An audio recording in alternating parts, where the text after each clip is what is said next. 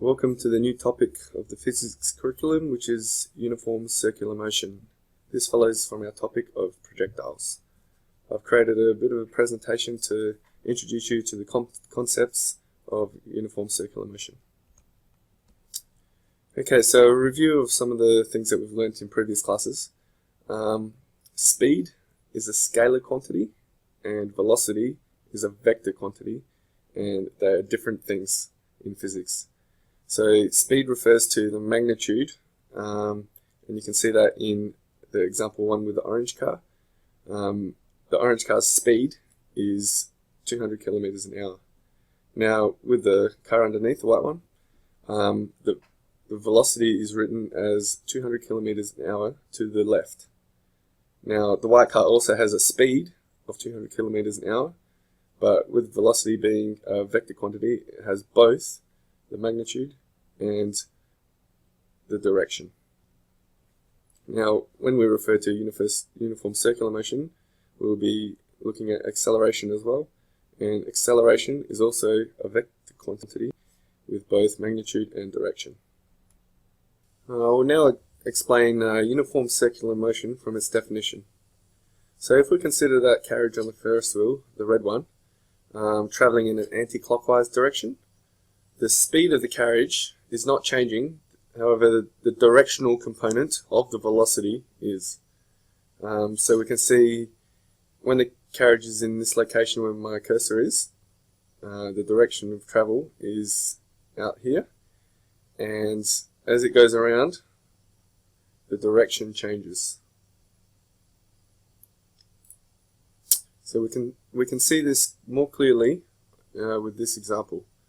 So as that little man is moving around the circle, we can see his velocity direction is in the direction of the arrow.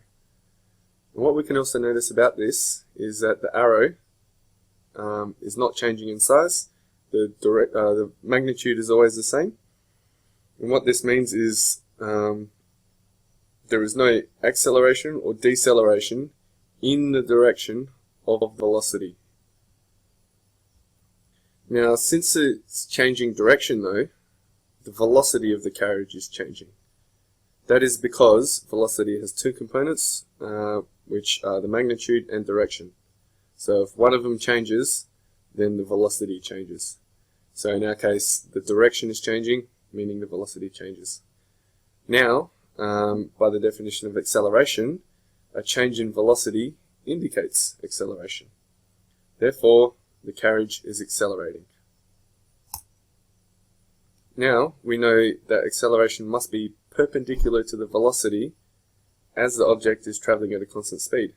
So the object is not increasing its magnitude of speed or decreasing, and that is, as a result, means that acceleration is perpendicular.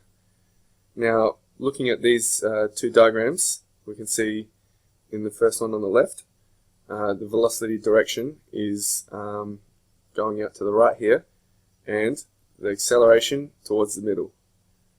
Now we've got a F here that represents force, as force equals mass times acceleration.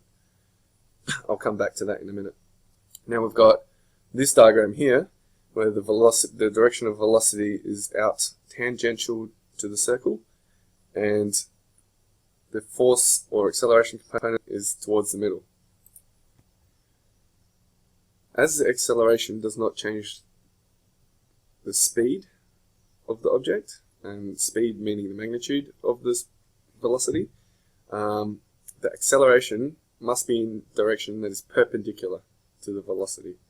So it is tangential to the circle.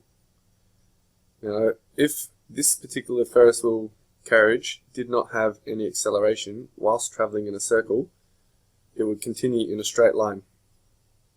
What the acceleration does, due to a force, is to bring it back, is to pull it back on its circular path.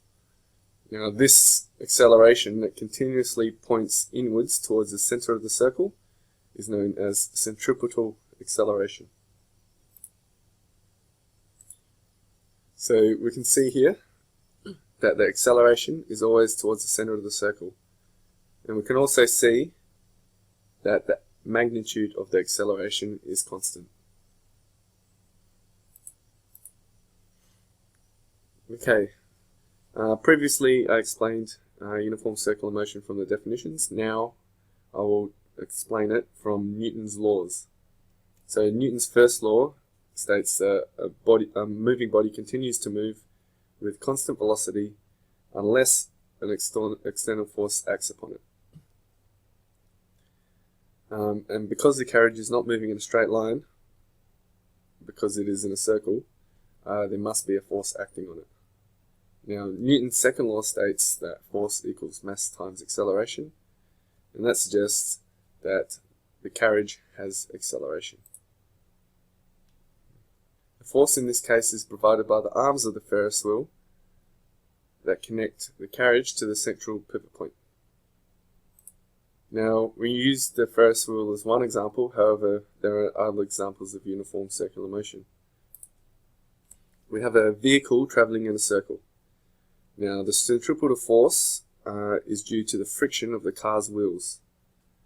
Now, that means that the car maintains its circular path due to the force provided by the friction of the wheels to keep it on that line. Another example is a bucket of water spun in a circle. Now, the tension acting in the string is the force that provides the centripetal force. Another example is the moon when it orbits Earth, or Earth when it orbits the sun.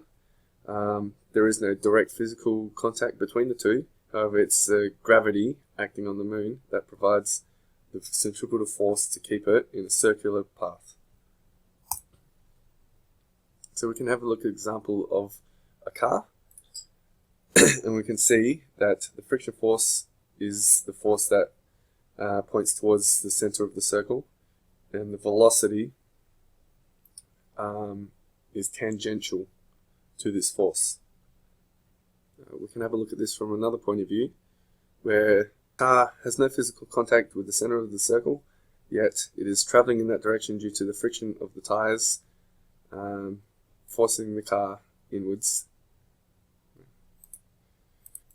Another example is the orbit of the Earth around the Sun.